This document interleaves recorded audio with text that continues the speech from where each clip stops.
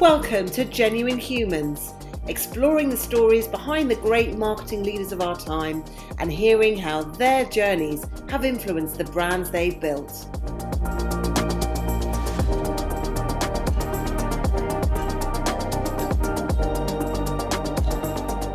Brought to you by The Social Element, here are our hosts, Tamara Littleton, CEO and founder, and Wendy Christie, Chief People Officer.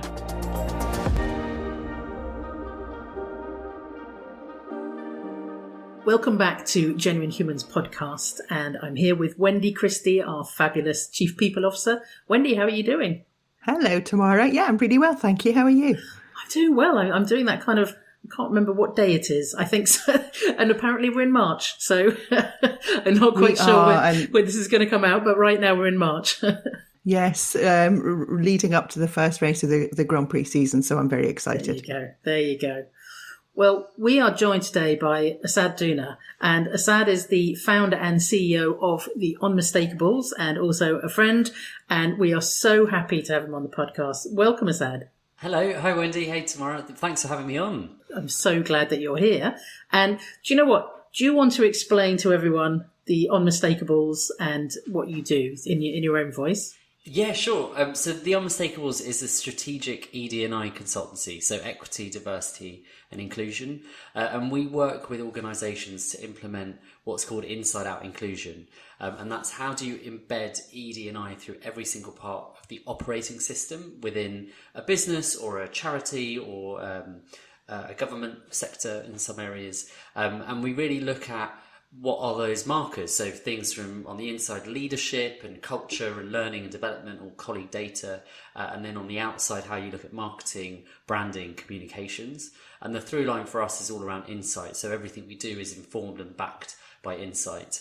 And we do that through a lens that we've developed called lived expertise. So how do you bring both your lived experience, but your professional expertise into something. So I run a team of about 20 or so people, and it's just a great honour to do the work that we do with large corporates that are trying to change established organisations to smaller organisations, just thinking how can they be better. Fantastic, thank you. And how did you come to create the Unmistakables in the first place? And can you sort of give me a bit of a flavour of your early career and how you got to where you are now? Yeah, sure. So I started the business in 2018, and that started from a world in large agencies where I was at for quite a while. And I had a lot of people client side saying to me, how do we reach and understand X audience? And so I would take those briefs into the places I was working, and actually there weren't very many answers. And people would say, well, how do we understand? Back then people were saying BAME and BAME a lot more, but Black, Asian, minority ethnic audiences, or how do we understand LGBT audiences? Because I was also volunteering as the director of comms for Pride in London. Mm-hmm. So people were asking me, well, how do brands end up at Pride and what happens? And I had that going on. And then I also had my own personal journey of becoming a leader and sitting around leadership tables thinking not many people look like me or have the same experiences like me, and what's going on there. So I think it was a combination of spotting an opportunity, but also feeling like perhaps I'd reached where I could get to in the structures that I was in, and maybe I could set something up. So that's where it came from. I suppose it tracks back to how I've always seen and been in my career. I've always felt a little bit like an outsider, and that's kind of played through a lot of different times. But one of the things you asked me about my early career, I actually worked with my first ever boss kind of as I left university. He was the person I was speaking to who said, I was telling him about this idea, and he said, well, I'll back you and support you. And I think there was just a really nice kind of synchronicity about that, and it's taught me a lot about how I've been in my career and all the connections that you've made. But that's where the idea came from. It was there's clearly an opportunity, I guess, like there's the professional expertise that I had, then there was my lived experience, and those two combined and collided together to form a business. And would you say that at the beginning, did you fall into marketing and advertising agencies, or was it a bit of a calling from earlier on? I did a degree in German and business studies, and for an British Indian like me, doing German was always a bit peculiar, both for people in Germany thinking, why do you speak German? And then also for people in Indian communities saying, well, we become doctors and lawyers and dentists, all those stereotypes that you hear. So I did German and business because business was like the palatable bit that I could do. And as I did that, I did some modules around marketing and economics for business. And I got quite an interest in it. It felt quite creative. So that was happening. And I think actually I was really intrigued and longed a bit to be a journalist. And so around the time that I was graduating, there was a recession in place. It was a difficult time to get into journalism, but I did get a work placement at the Financial Times Deutschland, and this was like 2008-9, and got an appetite for the world of media and how that worked. And as I was coming out of university, I was applying to grad schemes and things, and I ended up applying for a grad scheme at a premium car brand that I probably won't mention, and I think I came like a close second. And I realised at that point I probably couldn't leave London. Like there was just something telling me that maybe I should be in a big metropolitan city after being on a campus. And then I ended up thinking, well, how do you work in marketing or in communications, but in London? And that's where I started to find agencies and understand what they were about. So I don't know, I wouldn't say I fell into it. I think I actually just followed a bit of what I was interested in. And I've always been quite lucky that I've had and been afforded the opportunities to do that. And just picking up on what you said about being a bit of an outsider, do you think that's one of the things that really sort of drove you to start the Unmistakables? I think so. I think it was always this sense of seeing things slightly differently, and I'm wondering what to do about that. And I know that comes from being Indian in some respects, and I think sometimes being gay as well. But one of the things that really struck me was in the agency I was working in. I did one of those, like, let's go on holiday, but work from there at the same time. This is way back before the pandemic, so it was a bit avant-garde to do that. You're pioneer. I was a pioneer. And I worked from the Mumbai office. And as I went in, I thought, oh my God, I feel really at home here. And then I thought, oh God, is this how people feel at work? Like they just feel like everyone gets the norms and the food and the things that you talk about. And that struck me. But then I also felt like, well, I'm not quite at home here because I don't have the same, I don't live in India. So I think just that kind of living on the bridge and the diaspora has always given me this, like, well, what's quite going on and why do I see it the way I see it? And then probably the layer of German and then also when I go into gay and queer communities, often being one of few people of colour, just have always got a bit of a feeling a bit different. And is that something that you experienced as a child as well? We always like to consider how childhood experiences and what you were like as a child shapes where you kind of end up in your career. So can you tell us a little bit about that? Yeah, I was thinking about that, and I was thinking, okay, I'm the youngest of 4 children, but I'm the youngest by 9 years. So right. I am fascinated by things like birth order and how that plays out for you.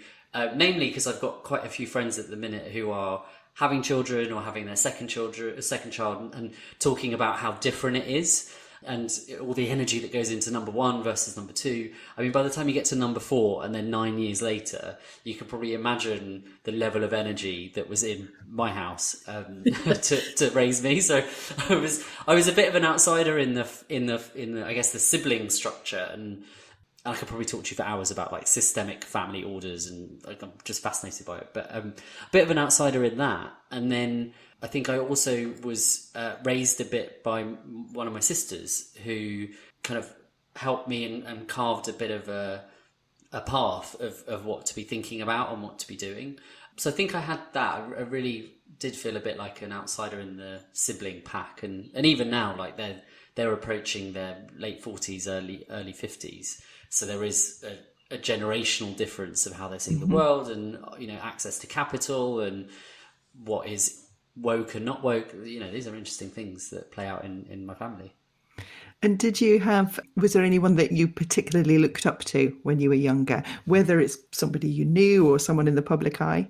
I think my sister in many respects, and I think also the bonding link was also my dad, because my dad really believed in education, and he moved to the UK in the mid-70s. In many ways for a better life, but also because he knew the access and opportunities here weren't where India was there. Like the irony now is India is growing and thriving.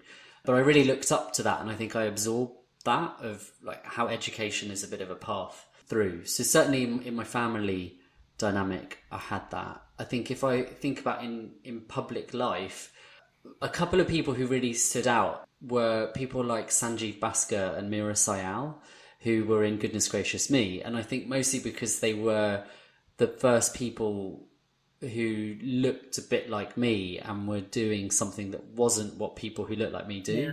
And then they were also parodying it. And that had quite an influence, I think, on just thinking, well, what are the horizons and where do I see my culture in, on broadcast television? Those are the ones that I would really remember. Wonderful. And how about, in the years since then, you mentioned that old boss that had backed you when you were talking about setting up the Unmistakables. Have there been other people who've given you that support or who've influenced you in your career? There've been a couple of people. I was thinking about some of the managing directors I've worked for.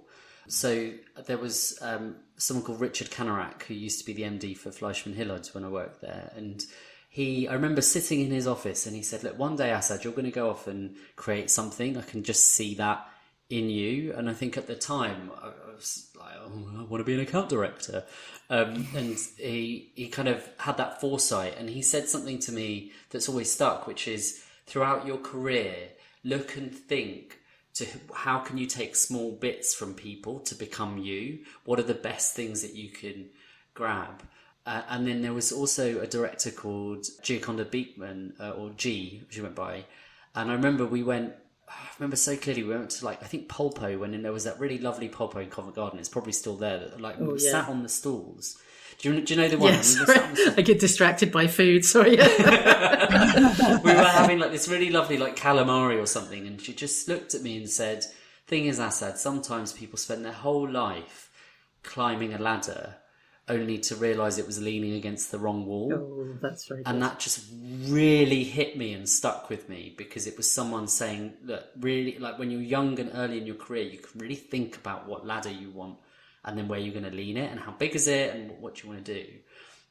So G really stuck with me. Holly Ward also stuck with me, because I think I was very lucky at a junior mid-level, around account management level, where I was actually winning business, and so I was in pitches a lot, and I loved it because I got really exposed to different ways of thinking. But I spent a lot of time then with very senior people, and I learned that very senior people do business in a different way. A lot of it is you just sit in a coffee shop and prepare for the next meeting, or you kind of having more live conversations than live prep. And then if I think now to running a business, a lot of my clients inspire me in many ways. So I work with someone called Evelyn Espinal who works at Unilever, and I'm so inspired by her level of thinking and the work we can do and the passion behind ED&I. And then I think about my own managing director, Simone, who is such a great partner in this business, because she's really thinking around the corner and also managing everything that we're trying to do in such a sublime way. And I think surrounding yourself with really good people all the way through has been important. And I know, living near this train station and on the bridge, it says, if you want to go fast, go alone, and if you want to go far, go together.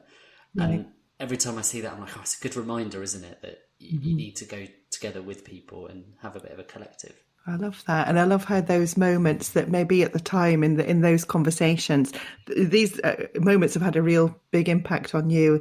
And I think it'll be nice, hopefully, that some of those people will listen and hear that being recognised. And it might be a wow moment for them as well, to realise the impact that those conversations had. Yeah, I hope so. Yeah. And Asad, you were talking about how you sort of picked up sort of tidbits from some of your clients and people along the way.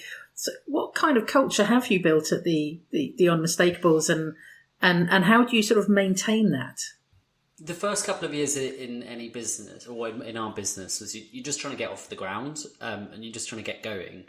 And then around late 2019, I would say, we started to look at what are our values and how do we set some, instill some, and use those as a guiding force through what we do.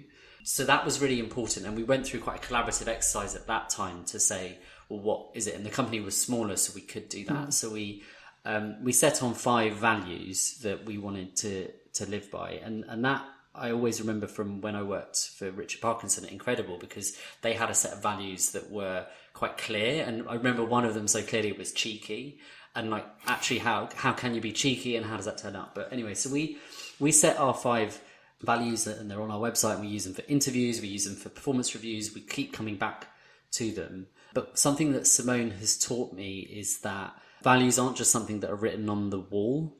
They're something you have to keep coming back to behaviourally and think about, are they working? What is the context of that? How do we expect behaviours to play out from that? And then also, often the values are the worst behaviour that you tolerate is often where the culture gets set. So then how do you balance that? So we've tried really hard, and I think we don't get everything perfect because we're humans. But what we do try and do is think about how do we instill what we are advising our clients internally. So that a lot of the time we're learning how do things work and what do they mean for people.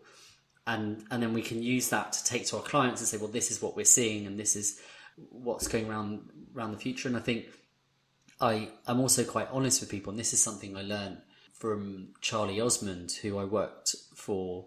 He ran a company called Triptease. And he just used to be really honest in interviews and said, it's really hard to work in a scaling business. It can really trip you up in terms of what you think work is. It can be really hard. And so I've tried to instill some of that when I talk to people, because not only is working in a startup scaling business hard, there's lots you have to deal with emotionally with that, but also the subject matter of what we're dealing with is also quite hard, because we're talking about trauma, we're talking about structural racism in the day-to-day. So then we've looked at how do we build spaces to do that. So something that we do that I love is a thing called Tea Time Talks. And we create a space to digest a news story and almost debate it between the team and make sure that we're pulling ourselves out of our bubble. So yesterday we had our Team Time Talk on Roald Dahl, and we were talking about should publishers have the ability to change and censor. And I think that's a real cultural element for the business to say, we make time for this, we explore it, we discuss it, and we be informed. So I guess to kind of conclude an answer, it's around the values and setting them, but then living them, and then intentionally creating some space around it. And I think creating that space where you can have some quite in-depth, intense conversations and people know that they can openly bring their viewpoint, I think is a real testament to you. And I think that values piece, I'm so... Well, Wendy and I are kind of completely aligned on this. I think getting the values really clearly described by the team and then lived by every day is critical for companies, I think. And one of the moments I'm really proud of, I think we were at an event or an awards thing or something, and someone said to me, you can always spot the social element people in the room. And it wasn't a bad thing. It was a good thing. And it was to do with, that we're sort of just kind and quite sort of not driven by ego, and there was just a sort of a social element vibe, and I think that's really nice. That was really important to me. So nice. Yeah, and I remember a lot of people asked me about why the Unmistakables, why is it called that, and it really came from the sense of a collective of people, but also looking into the word of like what is being unmistakable about, and it's about being memorable and thinking about what's the impact that you leave. So some of the best feedback I get is when I hear clients say, gosh, you can really see the work that you put into it, or gosh, you really made me think differently. And then when you hear that from different pockets, you go, okay, there's something consistent. So amazing to hear it at an awards ceremony for sure. And so what's exciting you in the industry at the moment? Well, there's a lot going on, and I guess it's which industry do you want to talk about? Because within there's, I guess ED&I has become something of an industry. Yeah. And then we can talk really more specifically about marketing and comms if we want. So we, and depending on when this comes out, we are about to launch or have launched our next report. So a couple of years ago, we launched something called Diversity and Confusion, and we looked at how do people look and feel about ED&I. And we've just taken that to the next level. And some of the data and findings that we've got in there is brilliant. There's some really insightful points about where are we going, what is the state that we're living in. So tomorrow, just thinking about what you were saying about how to create things, what we're hearing a lot at the minute is, well, we're communicating, we're all communicating because we've got all these channels to communicate, but actually are we having a conversation?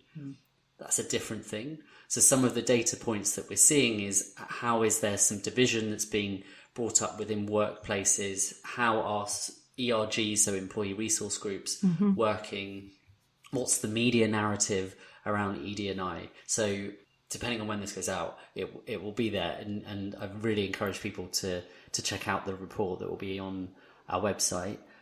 So that's really intriguing me. And then the bridge, I think, into content marketing is some of the stuff I've seen this week around how we might be moving towards over-representation. Oh, yeah, in the Telegraph, I saw that. Yeah, you probably caught this. And this is something, I mean, there was a finding within the report about where are we comfortable to talk about ED&I matters. And I think there is a sense of what people feel and what people think, and then what is the reality.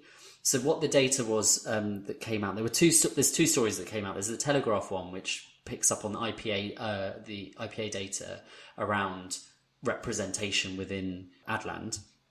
And it's saying that, it's more represented by women and more ethnic minorities, therefore it's actually above the census, which is one way of looking at it. The other way to look at it is where are these organisations based, and therefore that. But that's what I'm seeing quite a lot of in the world of D&I. It's kind of figure comparisons as opposed to inclusion measurement and how people are feeling.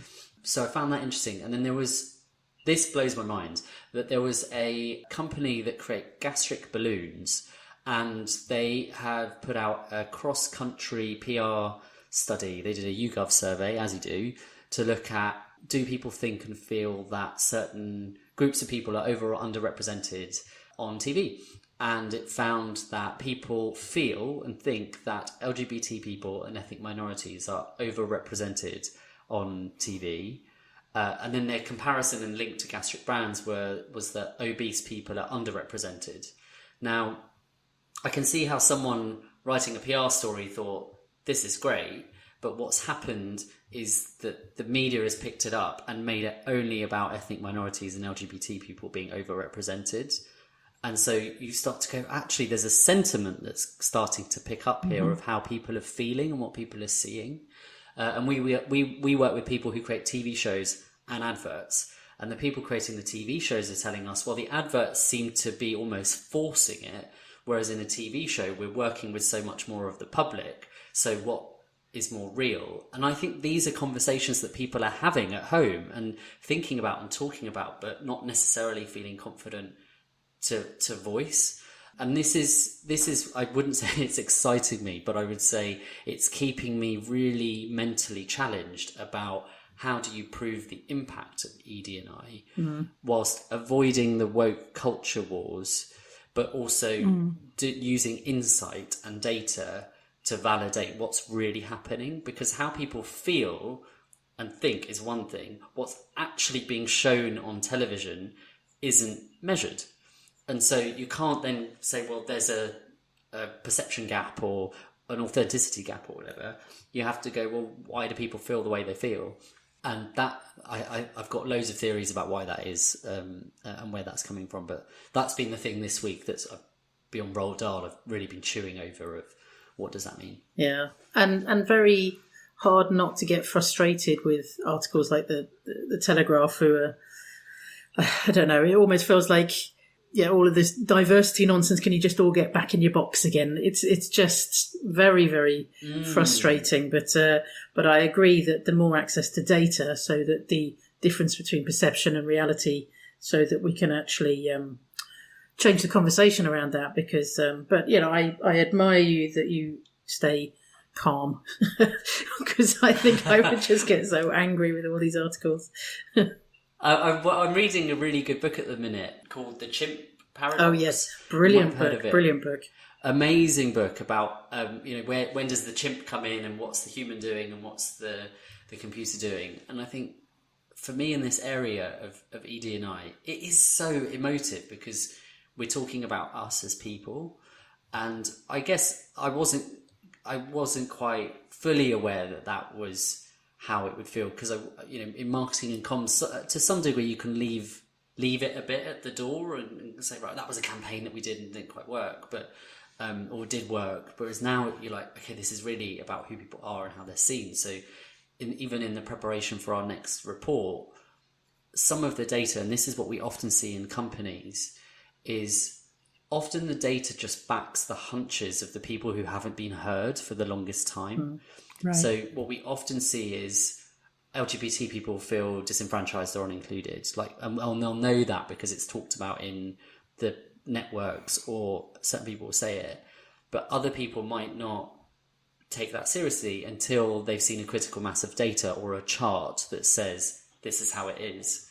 Which is why I think insight is so important, because it's not necessarily about the insight, it's about the stakeholder management of the change through that. And that's why I try to remain calm, because I always remember this watch advert in Geneva Airport. One of my sisters lives in Geneva, and I used to go quite a bit, and it was the only way to break the rules is to know them inside out. Mm-hmm. And that always stuck with me, to go, you just got to know all the rules, and then you can say, okay, I'm just going to change them all now once you can. And so do you have a life mission then? Oh. I just thought I'd casually just drop a really big question in. What's the meaning of life? So at the Unmistakables, we talk about accelerating inclusion. And I would say my life mission isn't too far away from that in creating cohesion. And I've always sort of done that in ways that maybe I haven't written down. Like I remember after the Orlando shootings in, I can't remember, 2018 or maybe 17. It was someone called Omar Mateen opened fire in a gay club in Orlando and I think killed something like 49 people. And I remember reading that news and saying, I've just got to do something about it. And then I created something called the Big Gay Iftar, which was bringing together Muslims and the LGBT community and LGBT Muslims to open fast together during Ramadan. Mm-hmm. And it got loads of pickup and people started talking about it, and I did it for 3 years. And I think that was okay, that was in some ways accelerating inclusion through bringing marginalised groups together.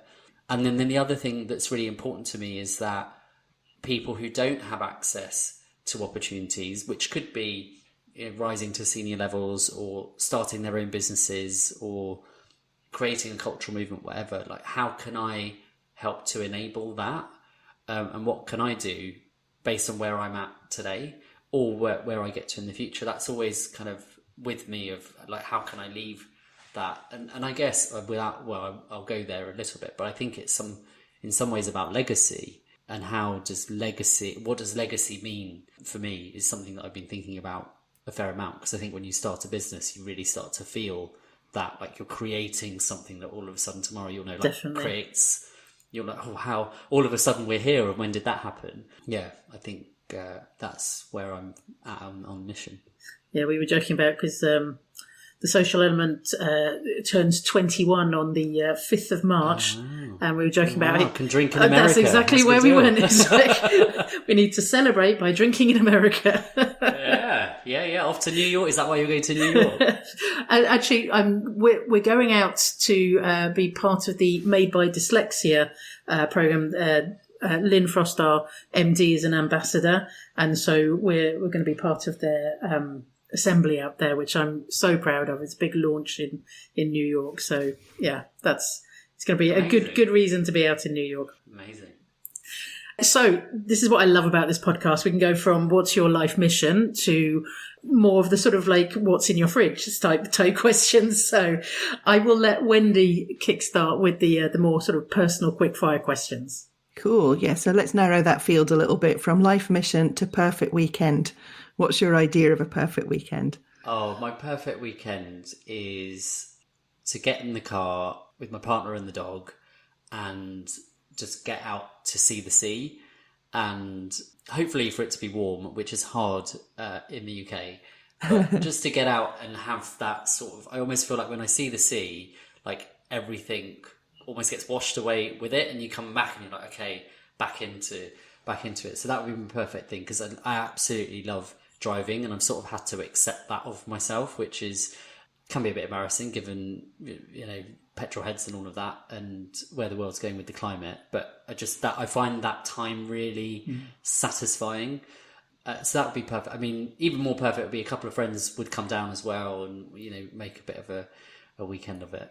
Yeah, that does sound lovely. And there is something about driving. There's something about, sometimes it's easier to have tricky conversations. I've certainly found as a mum, you know, with my sons, sometimes those conversations are a bit easier to have if you don't have to look at each other. Yeah, and also it's a rare time where at least one person cannot look at a screen or cannot look at their phone. True. Like I know you, like in our car, you can like talk and send text messages and all of that, but it's not, you can't get the same kind of distraction. So it's, you hold someone captive, I suppose. Yes, that's maybe slightly something different altogether. A little sinister. Let's move on. So, do you like to watch TV? And if so, what's your current favourite TV show? Do I like to? I mean, I don't not like watching TV. I think growing up, we always had like, do your homework and you should be working, which fueled all sorts of unhealthy behaviours that I've unlearned as I've gotten older. So I still get pangs of guilt when I sit and watch TV for a prolonged period of time. But what I've recognised now is actually just reframe that as rest. So that's, so I wouldn't say I dislike it or like it. I've just got a bit of an attachment that I'm working through. And current watch at the minute is we're actually watching quite a lot of Bollywood films in my home, because we went to India over December, and I have found I need to keep dipping back into my culture, my heritage and culture.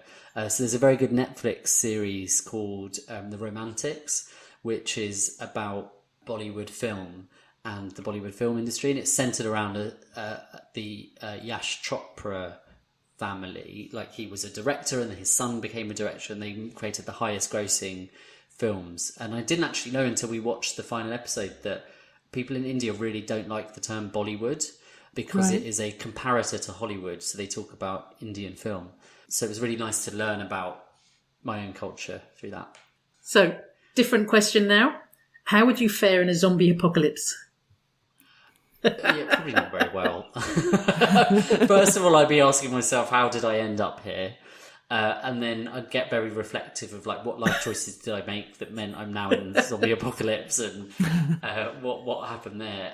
And you know, if I survive that initial what is going on, I'd probably then start thinking about like, what trade can I do, or what can I create that might fend off these zombies, and just think about putting my skills to good use. One of the things I know is that I'm quite calm in a crisis, and so a few people have told me this, and so I'd probably just go, okay, well, we're here now, like, what are we going to do?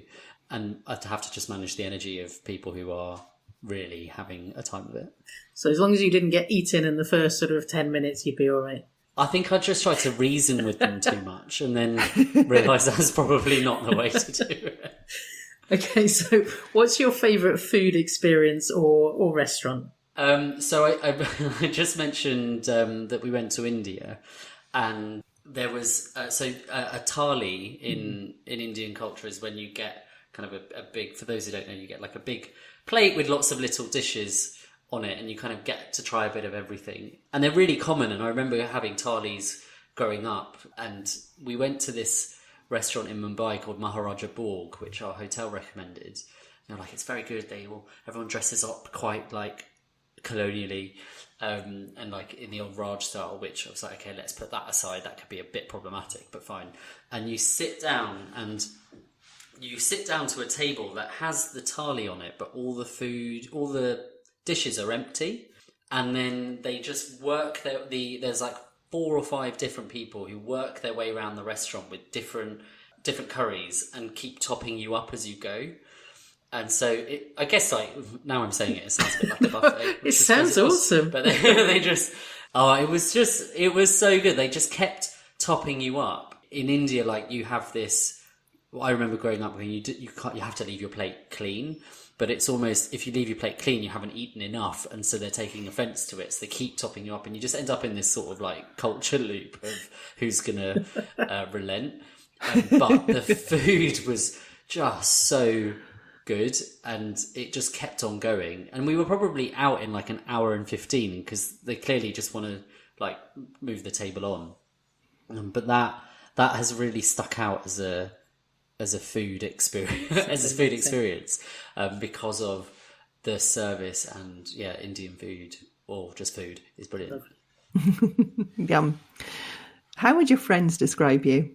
I think I probably still get it. A lot of friends would say he's really ambitious, and that came up quite a lot. I think restless has come up quite a lot, and a lot of people say like deep. So I struggle with like surface level conversations, and I struggle with repeated surface level conversations. So with my friends, I'm always going into what's really going on, and then they come away and go, I didn't expect to go so deep. And I think as I've gotten older, people are actually really up for that. Where I remember in my early 20s, people were like, can you stop doing that? But now people are more up for it. Asad, I know that we've talked about my desire to have a karaoke yacht at Cannes, and I always feel like if I say it enough, it will happen one day. But are you a karaoke fan? Do you have a go-to song? I wouldn't. So I'm really not a karaoke fan.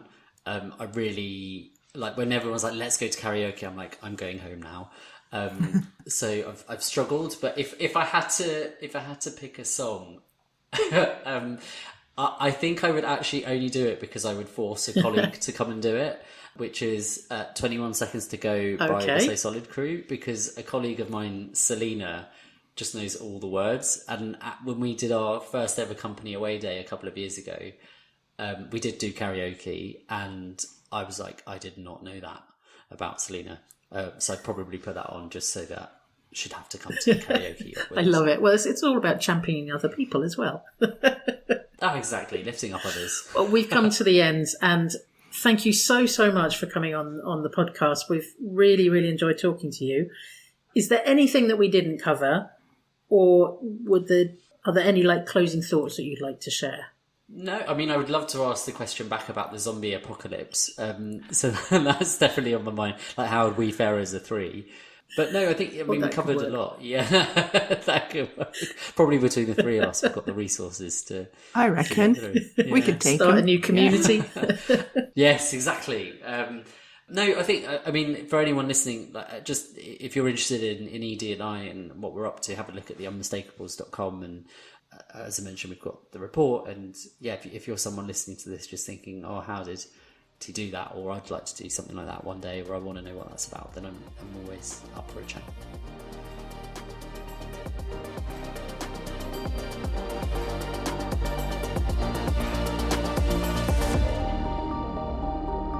You've been listening to Genuine Humans, brought to you by The Social Element. If you loved what you heard, remember to subscribe, or you can find out more at www.thesocialelement.agency.